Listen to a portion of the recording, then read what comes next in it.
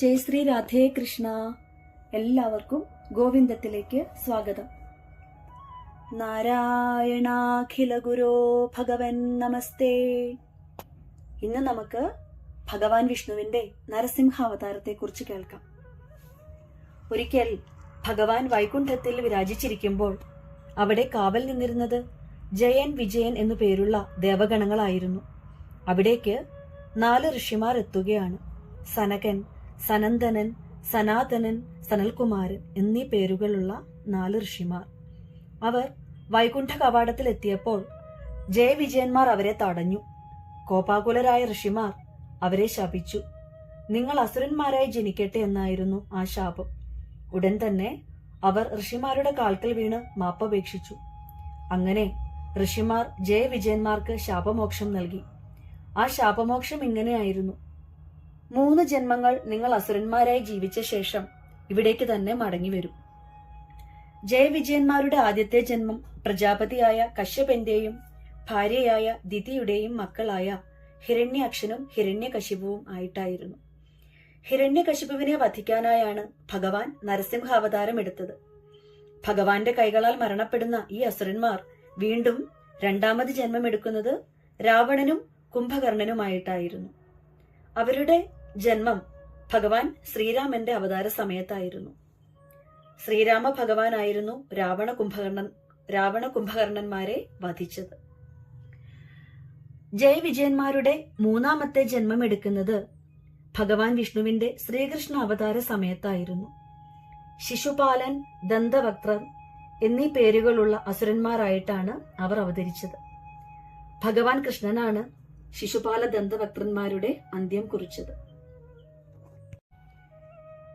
ചുരുക്കത്തിൽ മഹാത്മാക്കളായ 2 ദ്വാരപാലകന്മാർ ശാപഗ്രസ്തരായി ഭൂമിയിൽ ഹിരണ്യകശിപു, ഹിരണ്യാക്ഷൻ ആയി ആദ്യത്തെ ജന്മത്തിലും രാവണ കുംഭകർണന്മാരായി 2ാമത്തെ ജന്മത്തിലും ശിശുപാല ദന്തവക്ത്രന്മാരായി 3ാമത്തെ ജന്മത്തിലും ജനിച്ച് സുധാമത്തിലേക്ക്, വൈകുണ്ഠത്തിലേക്ക് തിരിച്ചുപോയി.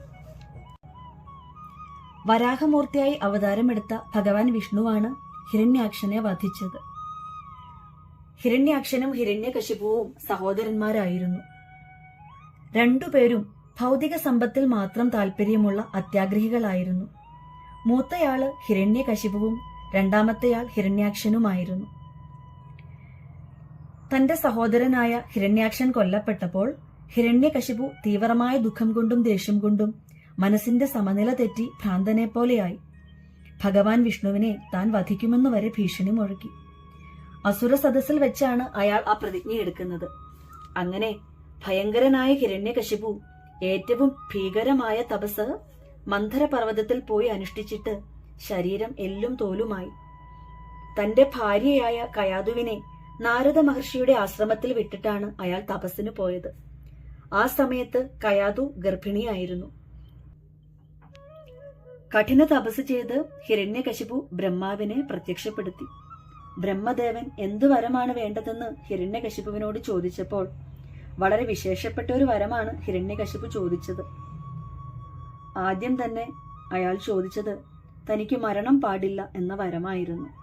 പക്ഷേ ബ്രഹ്മദേവൻ പറഞ്ഞു അത് അസംഭവ്യമാണ്, വേറെന്തെങ്കിലും വരം ചോദിക്കുമെന്ന് പറഞ്ഞപ്പോൾ ഹിരണ്യകശിപു പറഞ്ഞു, എന്നെ ദേവന്മാർ കൊല്ലാൻ പാടില്ല, മനുഷ്യന്മാർ കൊല്ലാൻ പാടില്ല, അസുരന്മാരും കൊല്ലാൻ പാടില്ല, രാക്ഷസന്മാരും പക്ഷികളും മൃഗങ്ങളും ആരും എന്നെ കൊല്ലാൻ പാടില്ല.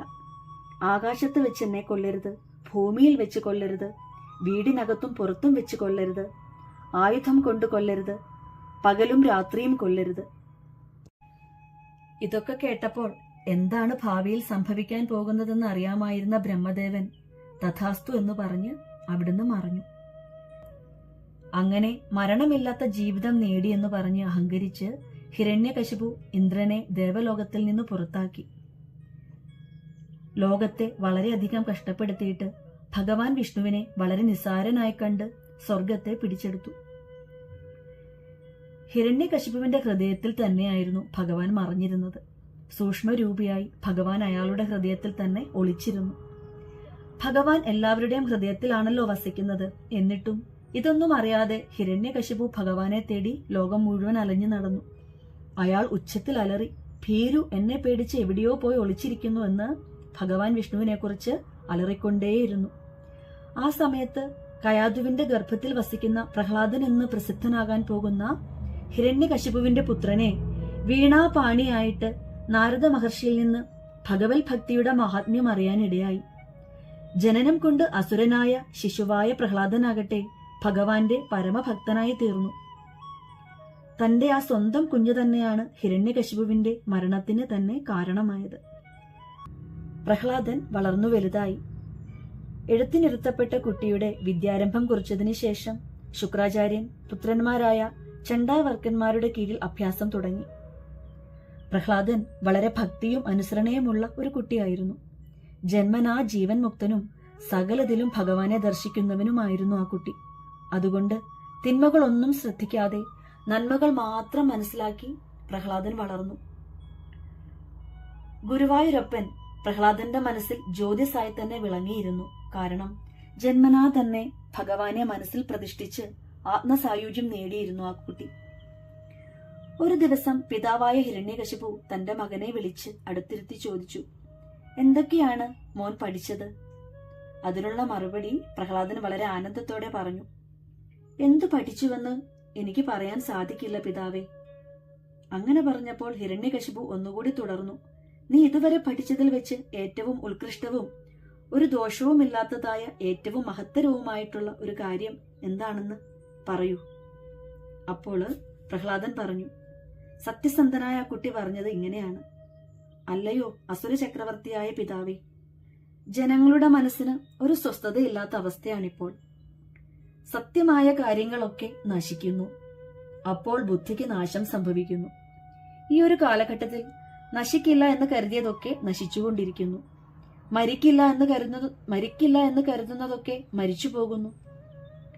അധികം ജനത്തിരക്കില്ലാത്ത ഒരു സ്ഥലത്ത് ഏകാന്തതയിൽ ശ്രീഹരിയെ ആശ്രയിച്ചിരിക്കുന്നതാണ് ഏറ്റവും മഹത്തരവും ഉത്കൃഷ്ടവുമായി ഞാൻ കരുതുന്നത് എന്ന് പ്രഹ്ലാദൻ പറഞ്ഞു. ഇത് കേട്ടപ്പോൾ ഭഗവാൻ വിഷ്ണുവിന്റെ ശത്രുവായ ഹിരണ്യകശിപുവിന് ദേഷ്യം വന്നു. ഇത് കേട്ടപ്പോൾ ഹിരണ്യകശിപു അത്ഭുതപ്പെട്ടു. ഇതാരാണ് തന്റെ മകന് ഇങ്ങനെ ഒരു ദുരുപദേശം നൽകിയത്? ഇവനെന്തോ ബുദ്ധിഭ്രമം സംഭവിച്ചിരിക്കുന്നുവോ? നിങ്ങൾ എന്തൊക്കെയാണ് ഇവനെ പറഞ്ഞു പഠിപ്പിച്ചിരിക്കുന്നത്? എന്റെ എതിരാളിയായി വളർത്താനാണോ നിങ്ങൾ ആഗ്രഹിച്ചത്? നിങ്ങളുടെ പിതാവായ ശുക്രാചാര്യൻ എവിടെയെന്ന് ഹിരണ്യകശിപു ചോദിച്ചു. അപ്പോൾ ചണ്ഡാവർക്കന്മാർ പറഞ്ഞു, ഇത് ഞങ്ങൾ പറഞ്ഞു കൊടുത്തിട്ടൊന്നുമല്ല പ്രഹ്ലാദൻ ഇങ്ങനെ പറയുന്നത്, ഞങ്ങൾ ഒന്നും ചെയ്തിട്ടില്ല. ഹിരണ്യകശിപു ചണ്ഡാവർക്കന്മാരോടൊപ്പം പ്രഹ്ലാദനെ തിരികെ ആശ്രമത്തിലേക്ക് അയച്ചു. തന്റെ മകന് നല്ല ബുദ്ധി ഉപദേശിച്ചു കൊടുക്കാനും കാര്യങ്ങളൊക്കെ നല്ല രീതിയിൽ പറഞ്ഞു മനസ്സിലാക്കി കൊടുക്കാനും പറഞ്ഞ് വീണ്ടും അവരോടൊപ്പം തിരിച്ചുവിട്ടു. അങ്ങനെ കുറെ കാലം കഴിഞ്ഞ് എല്ലാം പറഞ്ഞു കൊടുത്തതിന് ശേഷം തിരികെ വിട്ടാൽ മതിയെന്നും പറഞ്ഞു. കുറെ നാളുകൾക്ക് ശേഷം കയാതു മോനെ നന്നായി ഒരുക്കി ഗുരുകുലത്തിൽ അയച്ചു. ചണ്ഡാവർക്കന്മാർ നന്നായി മോന് ഉപദേശം നൽകി വീണ്ടും ഹിരണ്യകശിപുവിന്റെ അടുത്തേക്ക് തിരികെ കൊണ്ടുവന്നു. പിതാവിനെ കണ്ടയുടനെ പ്രഹ്ലാദൻ അച്ഛന്റെ കാൽത്തൊട്ട് വന്ദിച്ച് നമസ്കരിച്ചു. തന്റെ കുട്ടിയെ ഹിരണ്യകശിപു വാരിയെടുത്തിട്ട് മടിയിലിരുത്തിക്കൊണ്ട് ചോദിച്ചു, മകനെ പ്രഹ്ലാദ, ആയുഷ്മൻ, ഇത്രയും കാലം ഗുരുവിന്റെ അടുത്തു നിന്നും നീ അഭ്യസിച്ച ഏറ്റവും വലിയ കാര്യം എന്താണ്? മറക്കാൻ പറ്റാത്ത ഒരു കാര്യം പറയൂ. അപ്പോൾ പ്രഹ്ലാദൻ പറയുകയാണ്, അച്ഛാ, അങ്ങയാൽ നിശ്ചയിക്കപ്പെട്ട ഗുരുവിൽ മഹത്തരമായി ഒന്നും കാണാത്തതുകൊണ്ട് അദ്ദേഹം എന്നെ പഠിപ്പിച്ചതോ ഞാൻ അദ്ദേഹത്തിൽ നിന്ന് പഠിച്ചതോ എന്നതിൽ ഉത്തമമായ ഒന്നും തന്നെയില്ല. പക്ഷേ നാരദ മഹർഷിയുടെ അടുക്കൽ നിന്ന് മാതാവിന്റെ ഗർഭാവസ്ഥയിൽ ഞാൻ കേട്ടു പഠിച്ചിട്ടുണ്ട്. ഭഗവാനെ കീർത്തിക്കുന്നതും സ്മരിക്കുന്നതും പൂജിക്കുന്നതും വാക്കുകൾ കൊണ്ട് നാമം ജപിക്കുന്നതും ദണ്ഡ നമസ്കാരം ചെയ്യുന്നതും ഭഗവാനിൽ പരിപൂർണമായി വിശ്വസിക്കുന്നതും തന്റെ ശരീരത്തെയും തന്റെ പ്രിയപ്പെട്ടതൊക്കെയും ഭഗവാന്റെ മുന്നിൽ സമർപ്പിക്കുന്നതും ഇങ്ങനെയുള്ള കാര്യങ്ങളിലും ഉത്തമമായിട്ടുള്ള ഒരു അഭ്യാസം വേറെയില്ല എന്ന് തന്നെയാണ് ഞാൻ പഠിച്ചിട്ടുള്ളത്. പ്രഹ്ലാദൻ ഇങ്ങനെ പറഞ്ഞപ്പോൾ ഹിരണ്യകശിപുവിന് ക്രോധമടക്കാനായില്ല. കോപാകുലനായി ചുണ്ടുകളൊക്കെ വിറച്ചുകൊണ്ട് ചണ്ഡാവർക്കന്മാരോട് അയാൾ ആക്രോശിച്ചു. എടാ ബ്രാഹ്മണാഭാസ എന്നാണ് അവരെ അയാൾ വിശേഷിപ്പിച്ചത്. നിങ്ങൾ എന്റെ ശത്രുഭാവത്തിനെയാണ് ഇവന് പഠിപ്പിച്ചു കൊടുത്തത് അല്ലേ എന്ന് ചോദിച്ചു. ചണ്ഡാവർക്കന്മാർ വിനയാന്യുതനായി പരിഭ്രമത്തോടെ പറഞ്ഞു, അല്ലയോ ഇന്ദ്രശത്രുവായിട്ടുള്ള രാജാവേ, അങ്ങയുടെ പുത്രൻ പറയുന്നത് ഞങ്ങൾ ആരും പഠിപ്പിച്ചതല്ല. ഈ ബുദ്ധി ഇവന് ജന്മനാ കിട്ടിയിരിക്കുന്നതാണ്. അങ്ങ് ശാന്തനായി മനസ്സിലാക്കിയാലും.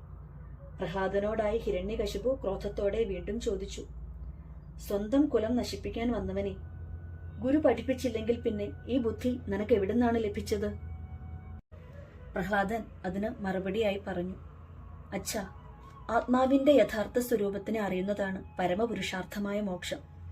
നമ്മുടെ ആത്മസ്വരൂപം ഭഗവാനാണ്. അത് നമ്മുടെ ഉള്ളിൽ തന്നെയാണ്. ആ ഭഗവാനെ തിരിച്ചറിയുക, ആത്മാവിന്റെ സ്വരൂപത്തെ തിരിച്ചറിയുന്നതാണ് ഏറ്റവും പരമാർത്ഥമായ മോക്ഷം. വേദജ്ഞന്മാരായിട്ടുള്ള ആൾക്കാർക്ക് പോലും ഭഗവാന്റെ തത്വം അറിയില്ലെങ്കിൽ വേറെ ആർക്കാണ് അതറിയാൻ കഴിയുക? ആരുടെ ആശ്രയം കൊണ്ടാണ് നമുക്ക് സംസാരത്തിന്റെ ക്ലേശങ്ങൾ അവസാനിക്കുന്നത് എന്ന് ഞാൻ അങ്ങേക്ക് പറഞ്ഞു തരാം എന്ന് പറഞ്ഞ് പ്രഹ്ലാദൻ തുടർന്നു പറയുകയാണ്. ആത്മസ്വരൂപനായിരിക്കുന്ന ആ ഭഗവാനെ മാത്രമല്ലാതെ സത്യമായ ഒന്നിനെയും ആഗ്രഹിക്കാത്ത, സകലതും ഉപേക്ഷിച്ച എത്രയോ മഹാത്മാക്കളാണ് ഈ ഭൂമിയിൽ ജീവിച്ചിരിക്കുന്നത്, മറഞ്ഞുപോയിരിക്കുന്നത്. അറിഞ്ഞും അറിയപ്പെടാതെയും ഇരിക്കുന്ന ആ ഭഗവാന്റെ കാൽക്കൽ അർപ്പിച്ച് അദ്ദേഹത്തെ ശരണം പ്രാപിക്കാതെ എത്ര കാലം ഇരുന്നിട്ടും എന്തൊക്കെ ചെയ്തിട്ടും ഒരു കാര്യവുമില്ല. ഭഗവാനെ ആശ്രയിക്കൂ പിതാവേ. നാരദ മഹർഷിയുടെ ഉപദേശം കേട്ടുകൊണ്ടാണ് ഞാൻ ഇതൊക്കെ അറിഞ്ഞതെന്ന് പ്രഹ്ലാദൻ പറയുകയാണ്. ഇത് കേട്ടപ്പോൾ ഹിരണ്യകശിപുവിന് ദേഷ്യമടക്കാനായില്ല. അദ്ദേഹം മടിയിലിരുന്ന മകനായ പ്രഹ്ലാദനെ താഴേക്ക് വലിച്ചെറിഞ്ഞു. താഴേക്ക് വീഴാതെ ഭൂമിദേവി തന്റെ 2 കരങ്ങൾ കൊണ്ടും ആ പുത്രനെ താങ്ങി നിർത്തി എന്നാണ് പുരാണങ്ങളിലൊക്കെ പറയുന്നത്. പക്ഷേ ഭാഗവതത്തിൽ നമുക്കിത് കാണാൻ കഴിയില്ല. തന്റെ പ്രിയതമനായ ഭഗവാൻ വിഷ്ണുവിന് അത്രമേൽ പ്രിയപ്പെട്ട പുത്രന്റെ തല ഭൂമിയിൽ തട്ടി പരിക്കേൽക്കാതിരിക്കാൻ വേണ്ടിയാണ് ഭൂമിദേവി തന്റെ അദൃശ്യകരങ്ങളാൽ പ്രഹ്ലാദനെ സംരക്ഷിച്ചത്. അങ്ങനെ ഭൂമിദേവിയുടെ അനുഗ്രഹം സിദ്ധിച്ച ആ കുഞ്ഞ് വീണ്ടും ഭഗവാന്റെ നാമം ജപിച്ചുകൊണ്ട് ഭഗവാന്റെ ചൈതന്യത്തോടെ മന്ദഹാസത്തോടെ ഹിരണ്യകശിപുവിനെ തന്നെ നോക്കി നിന്നു. പല വിധത്തിൽ തന്റെ മകനെ കൊല്ലാൻ ഹിരണ്യകശിപു ആക്രോശിച്ചുകൊണ്ടേയിരുന്നു. ആ വിഷ്ണുവിന്റെ പാദങ്ങളെ ദാസനെ പോലെ പൂജിക്കുന്ന ഇവൻ എന്റെ പുത്രനാണെങ്കിൽ പോലും അധമനായിട്ടുള്ള വിഷ്ണു തന്നെയാണെന്ന് അയാൾക്ക് തോന്നി. വിശ്വസിക്കാൻ കൊള്ളാത്ത ഇവനെ ഭഗവാൻ വിഷ്ണു എങ്ങനെ വിശ്വസിക്കുമെന്ന് അയാൾ ചിന്തിച്ചു.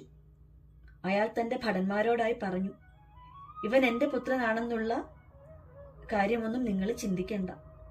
നമ്മുടെ പുത്രനാണെങ്കിൽ പോലും ശത്രുപക്ഷത്തുള്ളവനെ ശത്രുവായി കണ്ട് തന്നെ വധിക്കണമെന്ന് ഹിരണ്യകശിപു ആജ്ഞാപിച്ചു. അതിനുവേണ്ടി അയാൾ പല രീതികൾ ഭടന്മാർക്ക് പറഞ്ഞു കൊടുത്തു. അവ ഇപ്രകാരമാണ്: ഭക്ഷണത്തിൽ വിഷം കലർത്തി കൊടുത്തിട്ടോ ഉറങ്ങുന്ന സമയത്ത് കുത്തിക്കൊന്നിട്ടോ എങ്ങനെയെങ്കിലും കൊന്നുകളയാനായിരുന്നു ഉത്തരവിട്ടത്. അത് കേട്ട് പ്രഹ്ലാദനെ പല വിധത്തിൽ കൊല്ലാൻ നോക്കി. അനേകം കൊലയാനകളെ കൊണ്ട് കുത്തിച്ചു കൊല്ലാൻ ശ്രമിച്ചു. പാമ്പുകളെ കൊണ്ട് കടിപ്പിച്ചു. മന്ത്രവാദം കൊണ്ട് ഭൂതങ്ങളെ ഉണ്ടാക്കി അവരെയും കൊണ്ട് ഉപദ്രവിക്കാൻ നോക്കി. വളരെ ഉയർന്ന പർവ്വതങ്ങളിൽ നിന്ന് താഴേക്ക് വലിച്ചെറിഞ്ഞു.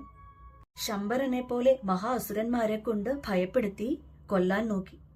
വലിയ കുഴികൾ ഉണ്ടാക്കി അതിൽ കിടത്തി കുഴിച്ചിട്ടു നോക്കി. വിഷം കുടിപ്പിച്ചു നോക്കി. ആഹാരം പോലും കൊടുക്കാതെ പട്ടിണി കിടത്തി നോക്കി. എന്നിട്ടൊന്നും ആ കുഞ്ഞു ബാലൻ മരിച്ചില്ല. മഞ്ഞുകട്ടകളിൽ കിടത്തി നോക്കി, മരിച്ചില്ല. കാറ്റത്ത് കിടത്തി നോക്കി, എന്നിട്ടൊന്നും ആ കുഞ്ഞിന് ഒന്നും സംഭവിച്ചില്ല. വെള്ളത്തിൽ കല്ലുകൊണ്ട് കെട്ടി താഴ്ത്തി, എന്നിട്ടും ആ കുഞ്ഞു മരിച്ചില്ല.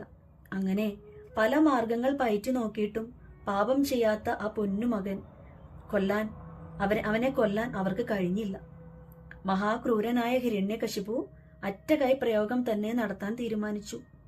അദ്ദേഹം തന്റെ ഭാര്യയായ കയാതുവിനെ വിളിച്ചിട്ട് പറഞ്ഞു, ഞാൻ നിന്നെ ഒരു ദൗത്യം ഏൽപ്പിക്കാൻ പോവുകയാണ്. പതിവ്രതയായി നീ അത് അനുസരിക്കണം. ഇത് കേട്ട് കയാതു ആദരവോടുകൂടി വിനയാന്യുതയായി പറഞ്ഞു, നാഥ, അങ്ങെന്റെ ഭർത്താവാണ്. അങ്ങ് പറയുന്നത് ശിരസ അനുസരിക്കാനുള്ള കടമ എനിക്കുണ്ട്. ഞാൻ എന്താണ് ചെയ്യേണ്ടതെന്ന് പറഞ്ഞാലും. കയാതു ഇങ്ങനെ പറഞ്ഞപ്പോൾ, നീ നമ്മുടെ പുത്രനെ കൊല്ലണമെന്ന് ഹിരണ്യകശിപു ആവശ്യപ്പെട്ടു. അത് കേട്ടതും കയാതു ബോധരഹിതയായി നിലത്തു വീണു. കുറച്ചു കഴിഞ്ഞ് എഴുന്നേറ്റ് എന്താണ് അങ്ങ് പറയുന്നതെന്ന് വിലപിച്ച് ചോദിച്ചപ്പോൾ ഹിരണ്യകശിപു കയാതുവിനോട് പറയുകയാണ്, നിന്നെ വിധവയാക്കാനാണ് നമ്മുടെ മകൻ ശ്രമിച്ചുകൊണ്ടിരിക്കുന്നത്.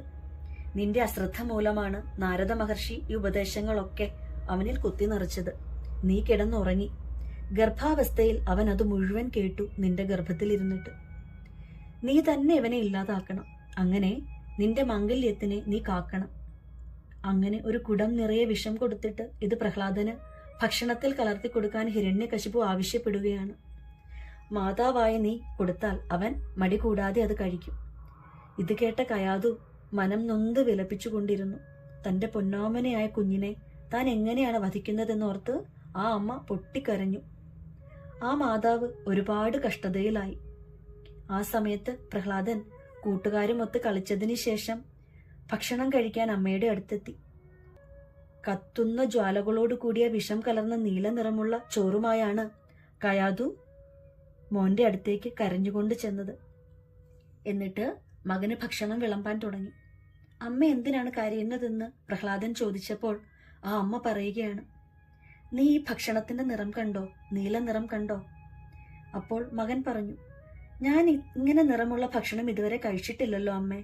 ഇതെന്താണ് അമ്മ ഈ ഭക്ഷണത്തിന് നീല നിറമെന്ന് കുട്ടി ചോദിച്ചപ്പോൾ അമ്മ വേദനയോടെ പറയുകയാണ്, മകനെ, ഞാൻ ഇതിൽ വിഷം കലർത്തിയിട്ടുണ്ട്.